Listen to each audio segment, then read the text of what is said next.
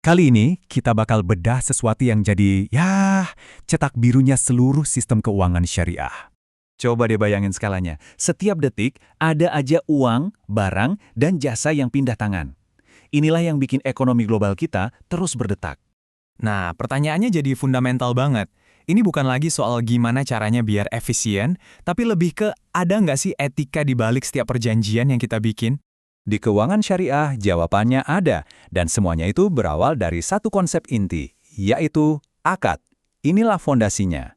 Kerangka kerja yang memastikan tiap transaksi itu nggak cuma sah di mata hukum, tapi juga adil secara moral. Oke, kita langsung masuk aja ya. Sebenarnya apa sih akad itu dan kenapa konsep ini jadi penting banget? Jadi, intinya begini. Akad itu ya sebuah ikatan. Simpelnya, ada dua kehendak yang bertemu. Satu pihak nawarin, satu lagi nerima. Nah, pertemuan ini menciptakan sebuah komitmen yang sah menurut syariah.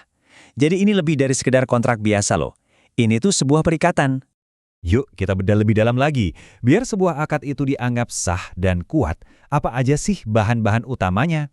Ternyata ada 4 pilar utama buat akad yang sah. Pertama, harus ada pihak-pihaknya. Tentunya yang kompeten secara hukumnya. Kedua, objeknya harus jelas dan halal. Ketiga, kesepakatannya harus tegas. Ada penawaran dan penerimaan. Dan terakhir, tujuannya nggak boleh melanggar prinsip syariah.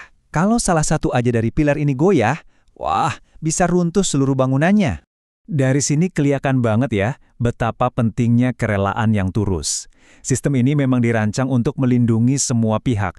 Nggak boleh ada paksaan, penipuan, kesalahan fatal, atau ketidakseimbangan yang parah banget. Kenapa? Karena semua itu merusak inti dari akad, yaitu kehendak bebas. Kalau itu terjadi, ya otomatis akadnya batal. Nah, sekarang kita lihat klasifikasinya. Pada dasarnya, semua akad ini bisa kita kelompokkan jadi 2 keluarga besar. Gampang kok. Pembeda utamanya itu ada di niat. Simpelnya gini, apakah tujuannya untuk sosial, ngebantu orang tanpa mikirin imbalan? Nah, itu masuknya ke akad tabaru. Atau, apakah ini murni transaksi bisnis buat cari untung yang halal? Kalau gitu, namanya akad tijarah. Contohnya biar lebih jelas nih. Di keluarga tabaru, kita punya pinjaman kebajikan tanpa bunga atau sekedar titip barang. Tujuannya menolong.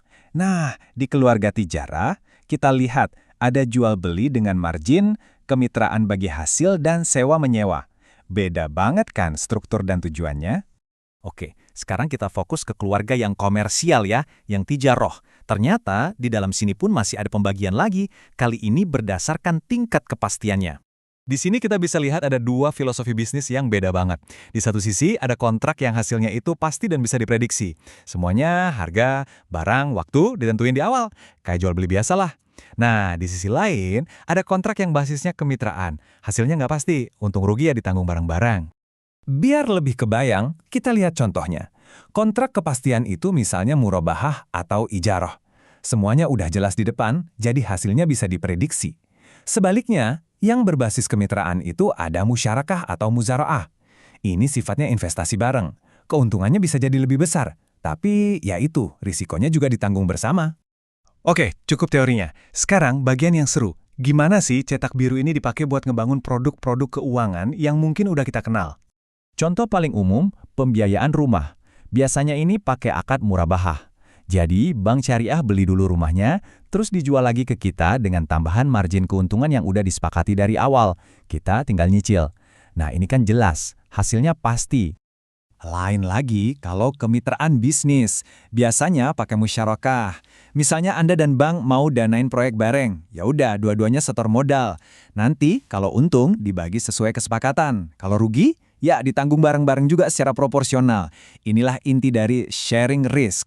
Atau misalnya pembiayaan buat petani. Ini bisa pakai akad salam. Jadi petani bisa dapat dana di awal musim tanam buat panen yang akan datang. Bank bayar duluan sekarang untuk produk yang nanti akan dikirim dengan spek dan harga yang sudah fix. Jadi dua-duanya sama-sama dapat kepastian kan? Oke, kita udah lihat strukturnya, jenis-jenisnya, contohnya. Jadi apa sih gambaran besarnya? Tujuan akhirnya apa dari semua aturan ini? Nah, inilah jantung dari filosofi ekonomi syariah. Ternyata tujuannya bukan cuma cari untung sebanyak-banyaknya, tapi lebih dari itu, yaitu mencapai al-falah, semacam kesejahteraan yang utuh, seimbang. Bukan cuma soal duit, tapi juga sosial dan spiritual. Jadi pada akhirnya, mau apapun jenis akadnya, semuanya harus berdiri di atas prinsip-prinsip etika ini. Harus ada saling ridho, harus adil, harus saling menguntungkan dan nggak merugikan, dan yang pasti harus transparan. 4 hal inilah yang mengubah sekedar kontrak biasa jadi sebuah ikatan yang benar-benar adil. Nah, ini jadi pertanyaan buat kita renungkan bareng-bareng. Di tengah ekonomi global kita yang seringkali rumit dan kadang nggak transparan, kira-kira ada nggak sih pelajaran yang bisa kita petik dari sebuah sistem yang justru mengutamakan kejelasan, keadilan, dan tujuan bersama?